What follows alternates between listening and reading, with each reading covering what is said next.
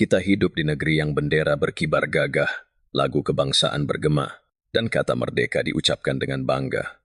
Tapi di balik itu, ada pertanyaan yang jarang kita dengarkan. Merdeka untuk siapa?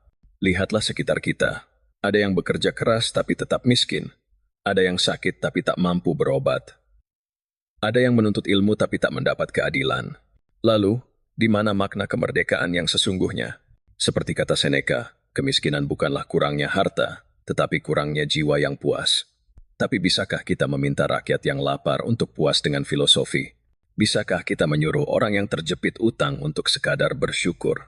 Hari ini, mari kita renungkan bersama dengan tenang, dengan bijak tentang makna kemerdekaan yang sebenarnya.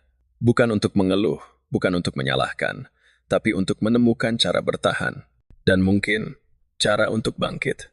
1. Pembukaan. Kemerdekaan yang pahit. Kita mengibarkan bendera setiap Agustus, menyanyikan lagu kebangsaan dengan bangga. Tapi di sudut-sudut kota, di pelosok desa, ada rakyat yang bertanya, untuk apa merdeka jika hidup tetap susah? Bayangkan seorang kakek tua duduk di gubuk reyotnya, mendengar pidato pemimpin di televisi tentang pertumbuhan ekonomi. Matanya memandang foto-foto lama wajahnya saat muda, penuh harapan saat kemerdekaan baru diraih. Sekarang, di usia senjanya, ia masih berjuang untuk makan sehari-hari. Di sini, kita mulai melihat paradoks. Negara merdeka, tapi rakyat masih terbelenggu. Bukan oleh penjajah asing, tapi oleh sistem yang tak berpihak, oleh mentalitas yang terjajah, oleh ketidakadilan yang seolah tak pernah berakhir. 2. Merdeka, tapi terjajah mental. Seorang pemuda lulusan SMA di desa kecil bercita-cita menjadi guru. Tapi ketika ia melihat gaji guru honorer yang tak cukup untuk hidup, ia memilih merantau ke kota, menjadi buruh pabrik. Ia bebas memilih, tapi pilihannya dibatasi oleh keadaan. Di kota, ia bertemu dengan teman-temannya yang terpecah oleh politik, mudah percaya hoaks, dan saling mencurigai. Mereka merdeka secara hukum, tapi pikiran mereka masih terjajah oleh kebencian, oleh ketakutan, oleh rasa tidak percaya. Seperti kata Marcus Aurelius, kamu bisa menjadi budak di istana megah, atau merdeka di gubuk sederhana. Tapi bagaimana bisa merdeka jika gubuk itu sendiri hampir roboh diterpa badai? 3. Kemerdekaan yang diperjualbelikan. Di suatu wilayah pesisir, nelayan-nelayan tradisional dilarang melaut oleh aturan baru yang menguntungkan perusahaan besar. Ini untuk kedaulatan negara, kata pengumuman resmi.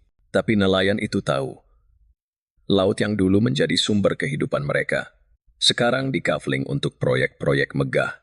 Mereka protes, tapi suara mereka tenggelam dalam retorika pembangunan.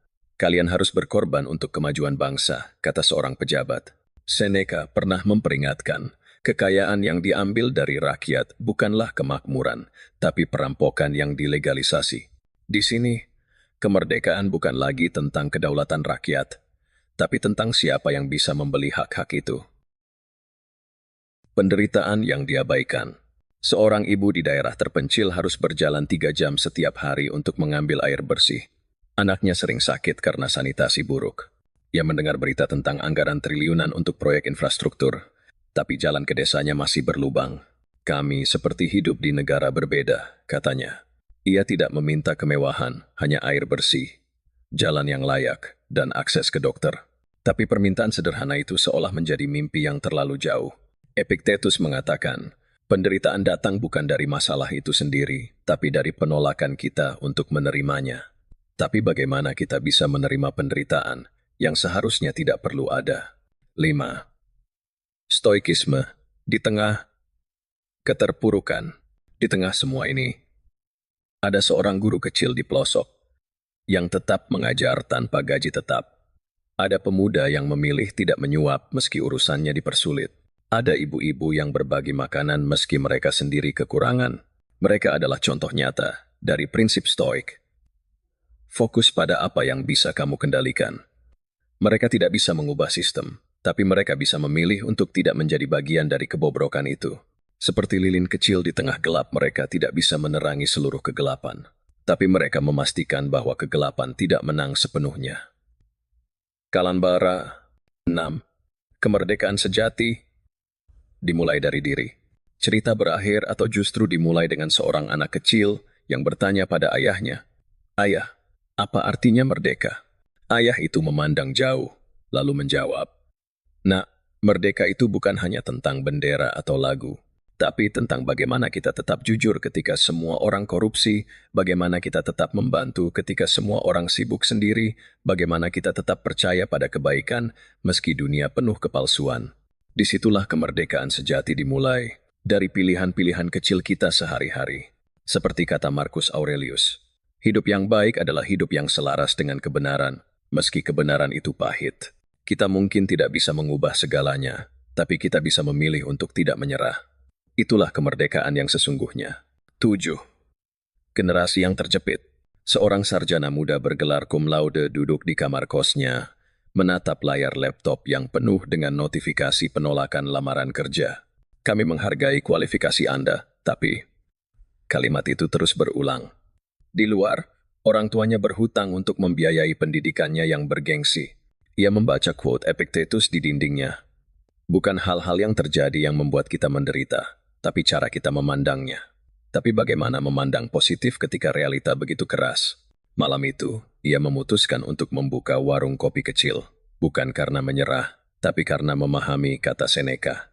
Kadang hidup bukan tentang mengubah takdir, tapi menemukan makna dalam perjalanan. 8. Ketika sistem gagal. Di sebuah puskesmas, seorang dokter muda frustrasi. Obat-obatan dasar selalu kosong. Pasien kritis harus antri berjam-jam. Sementara ia tahu, anggaran kesehatan dikorupsi oleh pejabat di atasnya. Ia teringat kata-kata Marcus Aurelius. "Jika tidak bisa mengubah keadaan, ubahlah dirimu dalam menghadapinya." Esok harinya, ia mulai mengorganisir komunitas dokter relawan. Mereka tak bisa memperbaiki sistem, tapi bisa mengurangi penderitaan satu persatu. Seperti air yang melubangi batu. Bukan dengan kekerasan, tapi dengan ketekunan yang konsisten. Kita mungkin tidak bisa mengubah seluruh negeri dalam sehari. Tapi seperti kata Epictetus, tidak ada yang besar yang tercipta tiba-tiba. Mulailah dari diri sendiri. Dari pikiran yang tenang, dari hati yang masih peduli. Karena kemerdekaan sejati bukanlah tentang bendera atau lagu, tapi tentang bagaimana kita dalam diam atau dalam aksi memilih untuk tidak menyerah pada kegelapan. Jika video ini menyentuhmu, tekan like. Jika ada pemikiranmu, tulis di komentar. Dan jika kau ingin terus belajar tentang kebijaksanaan, subscribe. Karena di dunia yang gaduh, kita butuh lebih banyak suara yang tenang tapi bermakna.